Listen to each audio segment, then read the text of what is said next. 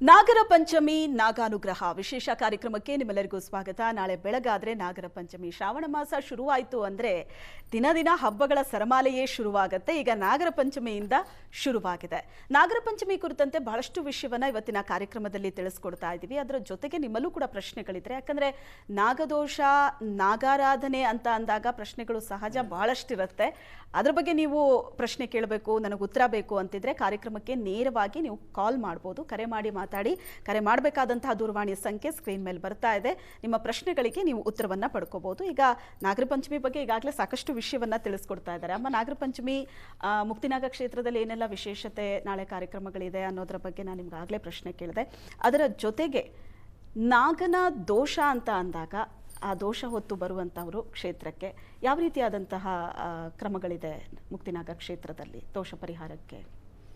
ದೋಷ ಪರಿಹಾರ ಅಂತ ಬಂದಾಗ ನಾವು ಜಾತಕವನ್ನು ನೋಡ್ತೀವಿ. ಜಾತಕವನ್ನು ನೋಡಿದಾಗ ರಾಹುಕೇತುಗಳ ಒಂದು ಸ್ಥಾನದ ಇದು ಬಲದ ಮೇಲೆ ಯಾವ ರೀತಿಯ ದೋಷ ಇದೆ ಅಂತ ಗುರುತಿಸ್ತಕ್ಕಂಥದ್ದು. ಅದರಲ್ಲಿ ನಾಗದೋಷದಲ್ಲಿ ಸುಮಾರು ಬಗೆಯ ದೋಷಗಳು ಕಾಣಿಸುತ್ತೆ.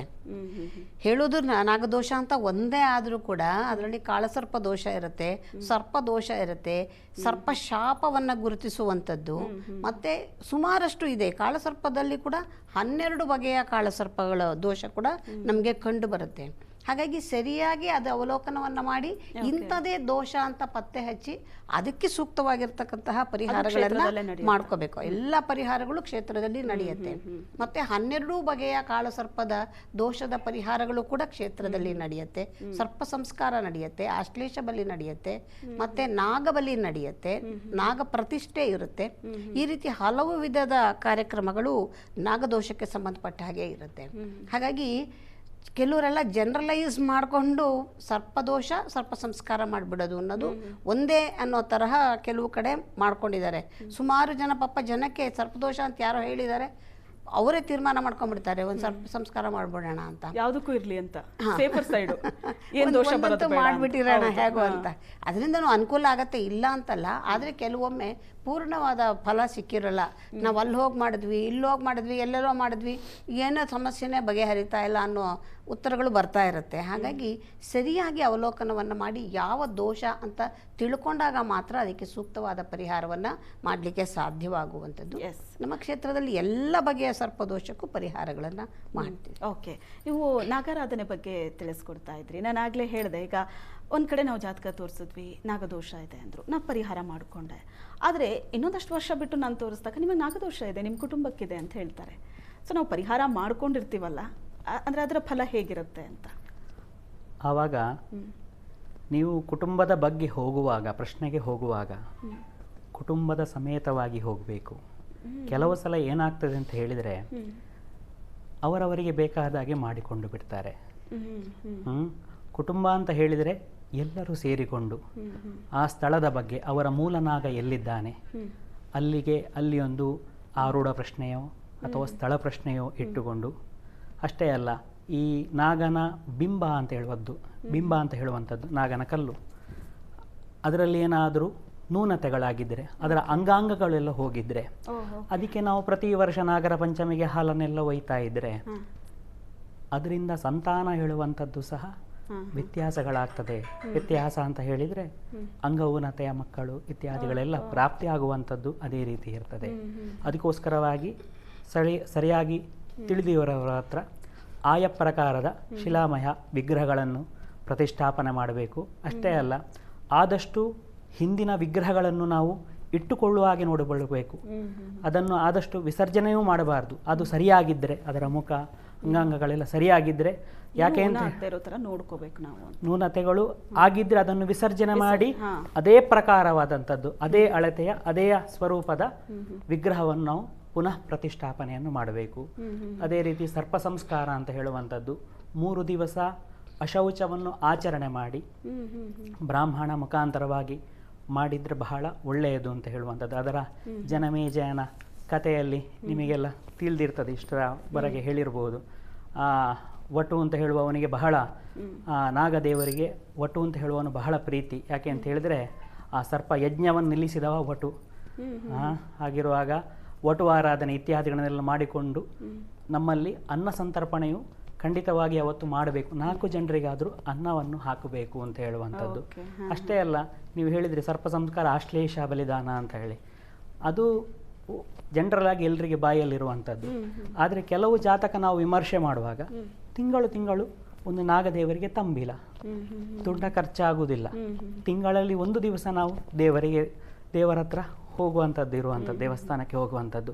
ಹಾಗೆ ನಾವು ತಿಂಗಳು ಮಾಡಿಕೊಂಡು ಬಂದರೆ ನಾವು ಹೇಗೆ ಮೊಬೈಲನ್ನು ರೀಚಾರ್ಜ್ ದಿವಸ ಮಾಡ್ತೇವೆ, ಅದೇ ರೀತಿ ಒಮ್ಮೆಲೆ ನಾವು ರೀಚಾರ್ಜ್ ಮಾಡಿದರೆ ದಿವಸ ಬರುವುದಿಲ್ಲ. ಅದೇ ರೀತಿ ಬೇಜಾರಿಲ್ಲದೆ ರೀಚಾರ್ಜ್ ಮಾಡ್ತೀವಿ. ಹಾಗಿರುವಾಗ ನಾವು ನಾಗಾರಾಧನೆ ಮಾಡೋದಕ್ಕೆ ಎಲ್ಲರಿಗೂ ಒಂದು ಸಣ್ಣ ಕ್ರಮ ಹಣದ ಸಮಸ್ಯೆ ಇಲ್ಲ, ಸಮಯದ ಕೊರತೆ. ಭಕ್ತಿ ಶ್ರದ್ಧಾ ಸಮನ್ವಿತ ಅಂತೇಳಿ ಇಷ್ಟೆಲ್ಲ ನಾವು ಪೂಜೆಯನ್ನು ಮಾಡಿದೆವು, ಅಷ್ಟು ಹಣ ಖರ್ಚಾಯಿತು, ಅದು ವಿಚಾರ ಅಲ್ಲ. ನಾವು ಎಷ್ಟು ನಮ್ಮನ್ನು ನಾವು ತೊಡಗಿಸಿಕೊಂಡಿದ್ದೇವೆ, ಎಷ್ಟು ನಾವು ಎಲ್ಲರನ್ನು ಒಟ್ಟು ಮಾಡಿಕೊಂಡಿದ್ದೇವೆ, ಎಷ್ಟು ನಾವು ಬಾಂಧವ್ಯತೆಯಿಂದ ಮಾಡಿದ್ದೇವೆ. ಅದರೊಳಗೆ ಅಣ್ಣ ತಮ್ಮಂದರಿಗೆ ಆಗದಿರುವಂಥದ್ದು, ಅವನನ್ನು ಕರೆಯದೇ ಇರುವಂಥದ್ದು, ಇವನನ್ನು ಕರೆಯದಿರುವಂಥದ್ದು, ಅದನ್ನೆಲ್ಲ ಮಾಡಿ ಇವರಷ್ಟಕ್ಕೆ ಒಬ್ಬೊಬ್ಬರೇ ಮಾಡಿಕೊಂಡು ಬಂದರೆ ಎಲ್ಲರಿಗೂ ಹೇಗೆ ಉದ್ಧಾರ ಮಾಡುವುದು?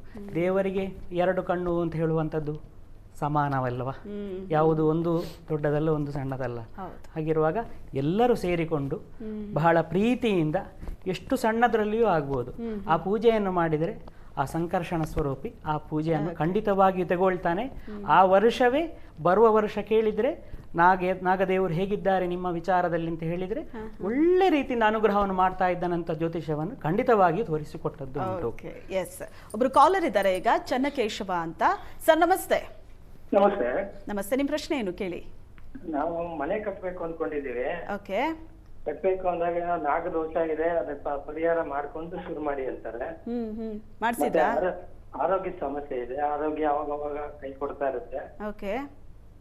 ಎರಡೂ ಇದೆ. ನೀವೇನ್ ಪರಿಹಾರ ಮಾಡಿಸಿದ್ರಾ? ಇನ್ನ ಮಾಡ್ತಿಲ್ಲ. ಮಾಡಿಸ್ಬೇಕು, ಮನೆನೂ ಆಗಬೇಕು, ಆರೋಗ್ಯನೂ ಸರಿ ಹೋಗ್ಬೇಕು. ಹೌದು. ಮಾತಾಡಿ ಚನ್ನಕೇಶವ ಅವರೇ. ನಮಸ್ತೆ.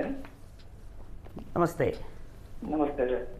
ಮನೆ ಕಟ್ಟಬೇಕು ಅನ್ಕೊಂಡಿದ್ದೀವಿ. ಸರಿ, ನಿಮ್ಮ ಆ ಜಾಗದಲ್ಲಿ ಏನಾದರೂ ಹುತ್ತಗಳ ಅಥವಾ ಮರಗಳ ಏನಾದರೂ ಕಡ್ದದ್ದು, ಹುತ್ತವನ್ನು ನಾಶ ಮಾಡಿದ್ದೇನಾದ್ರೂ ಉಂಟಾ? ಇಲ್ಲ ಇಲ್ಲ ಇಲ್ಲ. ಹಳೆ ಮನೆ ಇದ್ದಿದ್ದನ್ನ ತಗೊಂಡಿದ್ದೀವಿ. ಸರಿ. ತಗೊಂಡು ಅದನ್ನ ಡೆಮಾಲಿಶ್ ಮಾಡಿ ಹಾಗೆ ಬಿಟ್ಟಿದ್ದೀವಿ. ಸರಿ. 2 ವರ್ಷದಿಂದ ಪ್ರಯತ್ನ ಮಾಡ್ತಾ ಇದೀವಿ, ಆಗ್ತಾ ಇಲ್ಲ. ಹಾ. ಮಧ್ಯದಲ್ಲಿ ಆರೋಗ್ಯ ಸಮಸ್ಯೆ ಅದು ಬರ್ತಾ ಇರುತ್ತೆ ಏನಾದ್ರು ಒಂದು. ನೀವು ಆ ಜಾಗ ತಗೊಂಡು ಎಷ್ಟು ವರ್ಷ ಆಯ್ತು? ನಾವು ತಗೊಂಡು ಆಗ್ಲೇ 3 ವರ್ಷ ಆಗ್ತಾ ಬಂತು. 3 ವರ್ಷದ ನಂತರವೇ ಇದೆಲ್ಲ ಸಮಸ್ಯೆಗಳು ಪ್ರಾರಂಭ ಆದದ್ದ? ಇಲ್ಲ, ಅದಕ್ಕೆ ಮೊದಲು ಇತ್ತು. ಹಾ. ಇತ್ತು, ಅದನ್ನ ಪರಿಹಾರ ಮಾಡ್ಕೋಬೇಕು ಅಂತ ಹೇಳಿದ್ರು. ಕುಕ್ಕೆಗೆ ಹೋಗಿ ಬನ್ನಿ ಅಂತ ಹೇಳಿದ್ರು, ಇನ್ನ ಹೋಗಿಲ್ಲ. ಸರಿ. ಅದು ಹೋಗಿ ಬಂದೇನೆ ಮಾಡೋಣ ಅಂತ. ನೀವು ಹೋಗಿ ಬನ್ನಿ. ಯಾಕೆ ಅಂತ ಹೇಳಿದರೆ ಡಾಕ್ಟ್ರು ಮದ್ದು ಹೇಳಿದ್ದಾರೆ, ಮದ್ದನ್ನು ನಾವು ಸ್ವೀಕಾರ ಮಾಡಲಿಲ್ಲ, ಆದರೂ ಗುಣ ಯಾಕೆ ಆಗಲಿಲ್ಲ ಅಂತ ಕೇಳಿದಾಗ ಆಯಿತು ನೀವು. ಹಾಗಿರುವಾಗ ಒಂದು ನಾವು ಪ್ರಶ್ನೆಯನ್ನು ಕೇಳಿದರೆ, ಆ ಜ್ಯೋತಿಷ್ಯ ಅಂತ ಹೇಳಿದರೆ ಜ್ಯೋತಿ ಆ ಅಂಧಕಾರವನ್ನು ದೂರ ಮಾಡುವಂಥದ್ದು. ಅಂಧಕಾರವನ್ನು ಆ ಬೆಳಕನ್ನು ಉರಿಸುವಾಗ ಅಂಧಕಾರವನ್ನೇನು ನಾವು ದೂರ ಮಾಡಬೇಕು ಅಂತಿಲ್ಲ, ಅದು ಅದರಷ್ಟಕ್ಕೆ ಓಡಿ ಹೋಗ್ತದೆ. ಅದೇ ರೀತಿ ಜ್ಯೋತಿಷ್ಯದಲ್ಲಿ ನಾವು ಕೇಳಲಿಕ್ಕೆ ಹೋಗಬಾರ್ದು. ಕೇಳಿದ ನಂತರ ಅದರ ಏನು ಪರಿಹಾರಗಳುಂಟು ಸಣ್ಣದರಲ್ಲಿ ಮಾಡಿ, ತೊಂದರೆ ಇಲ್ಲ.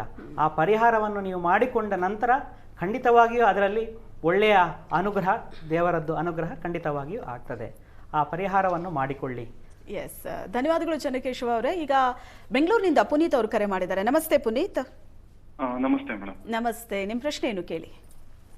ಮೇಡಮ್, ನನ್ನ ಬಗ್ಗೆನೇ ಕೇಳಬೇಕಿತ್ತು. ಹಾ, ಹೇಳಿ. ನನ್ನ ಡೇಟ್ ಆಫ್ ಬರ್ತ್ ಬಂದು 22 ಅಲ್ಲ, ಪ್ರಶ್ನೆ ಏನು ಅಂತ ಹೇಳಿ ನೋಡೋಣ. ಅದು ನಾನು ಒಂದು IT ಕಂಪ್ನಿಯಲ್ಲಿ ವರ್ಕ್ ಮಾಡ್ತಾ ಇದ್ದೀನಿ. ಓಕೆ. ಬಹಳ ದಿವಸದಿಂದ ಕಂಪ್ನಿ ಸ್ವಿಚ್ ಮಾಡ್ಬೇಕು ಅಂತ ಟ್ರೈ ಮಾಡ್ತಾ ಇದ್ದೀನಿ, ಆಗ್ತಾ ಇಲ್ಲ. ಓಕೆ. ಅದ್ರ ಬಗ್ಗೆ ಕೇಳಬೇಕಿತ್ತು. ಅದ್ರ ಬಗ್ಗೆ ಏನು ವರ್ಕ್ ಮಾಡ್ತಾ ಇದ್ದೀರಾ ಅಂದ್ರಿ? ಸಾಫ್ಟ್ವೇರ್ ವರ್ಕ್ ಮಾಡ್ತಾ.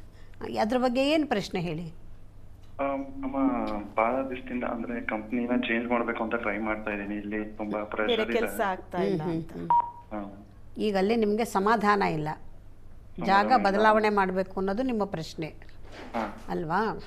ನೋಡಿ, ಯಾವುದೇ ಒಂದು ಜಾಗವನ್ನು ಬದಲಾವಣೆ ಮಾಡಬೇಕು ಅಂತಂದಾಗ ನಿಮಗೆ ಅಲ್ಲಿ ಕಿರಿಕಿರಿ ಆಗ್ತಾ ಇದೆ ಅಂತಂದಾಗ ಈ ಸಮಯ ನಿಮಗೆ ಜಾತಕದ ರೀತಿಯಲ್ಲಿ ಕೂಡ ಸ್ವಲ್ಪ ಸಮಸ್ಯೆ ಇದೆ ಅನ್ನೋದು ಅರ್ಥ ಆಗುತ್ತೆ. ಈ ತರಹ ಸಮಸ್ಯೆ ಇರುವಾಗ ಹುಡುಕೊಂಡು ಹೋದಾಗ ಮತ್ತಷ್ಟು ಸಮಸ್ಯೆಗೆ ಸಿಕ್ಕಾಕೊಳ್ಳುವಂತಹ ಸಾಧ್ಯತೆಯೇ ಜಾಸ್ತಿ ಇರುತ್ತೆ. ಹಾಗಾಗಿ ಹೋಗೋದಕ್ಕೆ ಮುಂಚೆ ಏನಾದರೂ ಒಂದು ಸಣ್ಣ ಪರಿಹಾರವನ್ನು ಮಾಡಿಕೊಂಡು ತದನಂತರ ನೀವು ಬೇರೆ ಕೆಲಸಕ್ಕೆ ಪ್ರಯತ್ನ ಮಾಡಿ. ನೀವು ಬೇರೆ ಕೆಲಸಕ್ಕೆ ಹುಡುಕೋದಕ್ಕೆ ಮುಂಚೆ ಒಂದು ಆಶ್ಲೇಷ ಬಲಿಯನ್ನು ಮಾಡ್ಕೊಳ್ಳಿ. ಒಂದು ಆಶ್ಲೇಷ ಬಲಿಯನ್ನು ಮಾಡಿಕೊಂಡು ಆಮೇಲೆ ಪ್ರಯತ್ನ ಮಾಡಿ. ಈಗಿರೋದಕ್ಕಿಂತ ಉತ್ತಮವಾಗಿರುವಂತಹ ಜಾಗ ಸಿಕ್ಕತ್ತೆ. ಪರಿಹಾರ ಮಾಡ್ಕೊಳ್ದಿರೋ ಪ್ರಯತ್ನ ಮಾಡಿದ್ರೆ ಏನಾಗುತ್ತೆ, ಇದೇ ಥರ ಇನ್ನೊಂದಷ್ಟು ಕಿರಿಕಿರಿ ಇರುವಂತಹ ಇನ್ನೊಂದು ಜಾಗ ಸಿಕ್ಕುವ ಸಾಧ್ಯತೆ ಇರುತ್ತೆ. ಅದಕ್ಕೆ ಹೋಗೋದಕ್ಕೆ ಮುಂಚೆ ಒಂದು ಪರಿಹಾರವನ್ನು ಮಾಡಿಕೊಂಡು ಆಮೇಲೆ ಪ್ರಯತ್ನ ಮಾಡಲಿ. ಶುಭವಾಗಲಿ. ಎಸ್, ಧನ್ಯವಾದಗಳು ಪುನೀತ್ ಅವರೇ. ಈಗ ಬೆಂಗಳೂರಿನಿಂದ ಶಾಲಿನಿ ಕರೆ ಮಾಡಿದ್ದಾರೆ. ನಮಸ್ತೆ ಶಾಲಿನಿ. ನಮಸ್ತೆ ಮೇಡಮ್. ನಮಸ್ತೆ, ಏನ್ ಪ್ರಶ್ನೆ ಕೇಳಬೇಕಿತ್ತು? ಮಗು ಒಂದ್ ಬುದ್ಧಿಮಾನ್ಯ ಮಗು ಇದೆ. ಓಕೆ. ನಮಗೂ ಆಗ ನಾಕ್ ದೋಷ ಇದೆ ಅಂತ ಹೇಳಿದ್ರು, ನಾವು ಪರಿಹಾರ ಮಾಡಿಲ್ಲ. ಅದ್ರಿಂದ ಏನಾರು ಆಗೋಯ್ತಾ ಅನ್ನೋದೊಂದು ಯೋಚನೆ. ಎಷ್ಟು ವರ್ಷ ಮಗುಗೆ? 7 ವರ್ಷ. 6 ಕಂಪ್ಲೀಟ್ ಆಗಿದೆ. 6 ಕಂಪ್ಲೀಟ್, 7 ವರ್ಷ. ನಿಮ್ಮ ನಾಗಾರಾಧನೆ ಎಲ್ಲಿ ನಡೀತಾ ಇದೆ ಈಗ? ನಿಮ್ಮ ಮೂಲ ನಾಗ ಅಂತ ಹೇಳುವಂಥದ್ದು ಎಲ್ಲಿ ಇದೆ? ಹೋಗ್ತಾ ಇದ್ದೀರಾ ಅಲ್ಲಿಗೆ, ಮನೆಗೆ?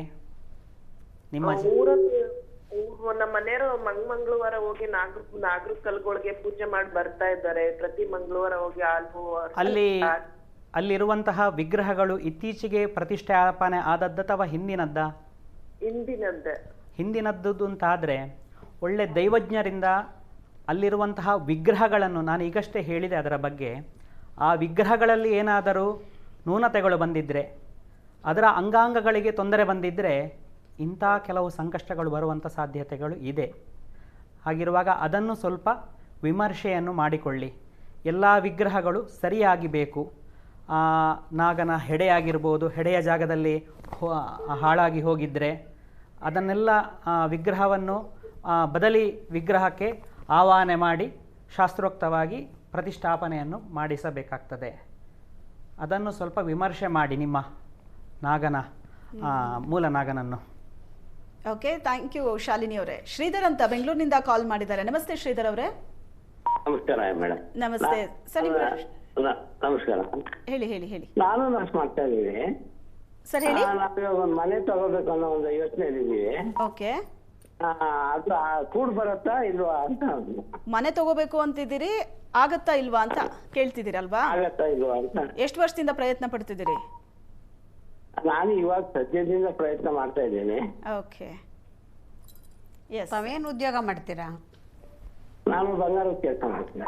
ಬಂಗಾರದ ಕೆಲಸ ಮಾಡ್ತೀರಾ? ಬಂಗಾರದ ಕೆಲಸ ಮಾಡಿ ಇಷ್ಟು ದಿವಸ ನೀವು ಮನೆ ಮಾಡ್ಕೊಳ್ಳಿಲ್ವೇ? ಯಾವ್ಯಾವ ಕೆಲಸ ಮಾಡೋರೆಲ್ಲ ಮಾಡ್ಕೊಳ್ತಾರೆ. ಒದಗ್ ಬಂದಿಲ್ಲ. ಒದಗ್ ಬಂದಿಲ್ಲ ನೋಡಿ, ಅದನ್ನೇ ಹೇಳೋದು. ನಮ್ಮ ಜಾತಕದಲ್ಲಿ ನಮ್ಮ ಎಷ್ಟು ಅಂತ ನಮಗೆ ಲಭ್ಯ ಇದೆಯೋ ಅಷ್ಟೇ ನಮಗೆ ದಕ್ಕೋದು ಅಂತ ಹೇಳಿ, ಈ ತರಹ ಒಳ್ಳೆಯ ಕೆಲಸ ತುಂಬ ನಿಧಾನ ಆಗ್ತಾ ಇದೆ ಎಂದಾಗ ಅಲ್ಲೊಂದು ಸಮಸ್ಯೆ ಇದೆ ಅನ್ನೋದು ಸ್ಪಷ್ಟವಾಗತ್ತೆ.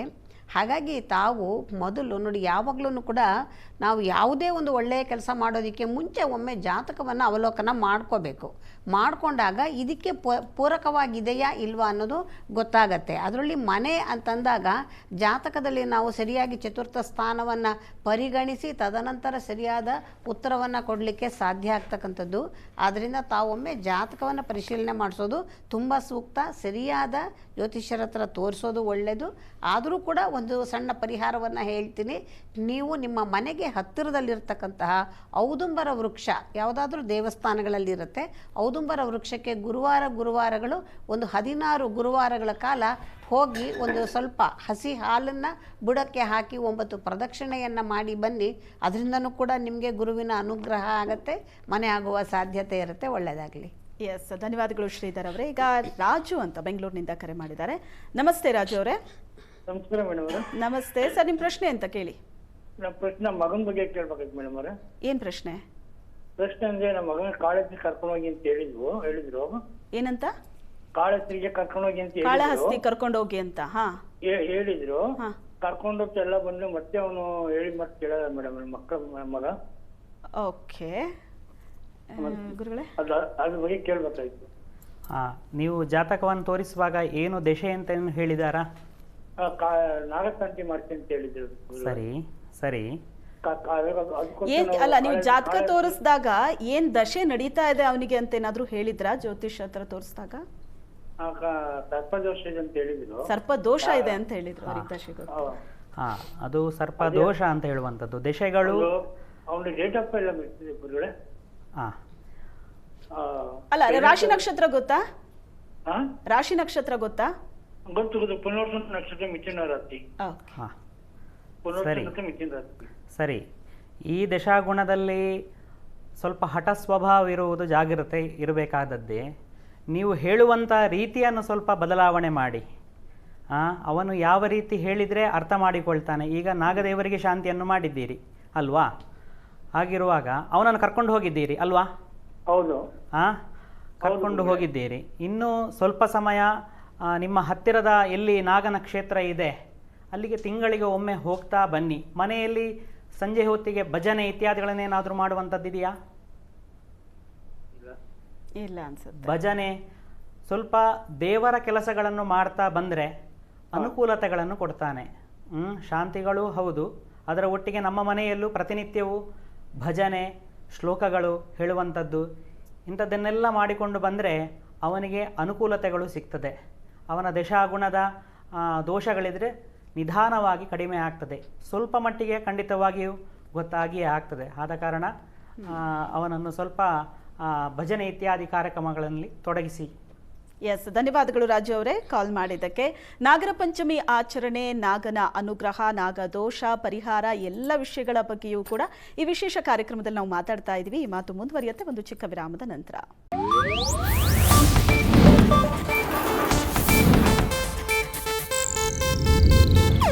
ಇದು ಏಷ್ಯಾನೆಟ್ ನ್ಯೂಸ್ ನೆಟ್ವರ್ಕ್ ಪ್ರಸ್ತುತಿ.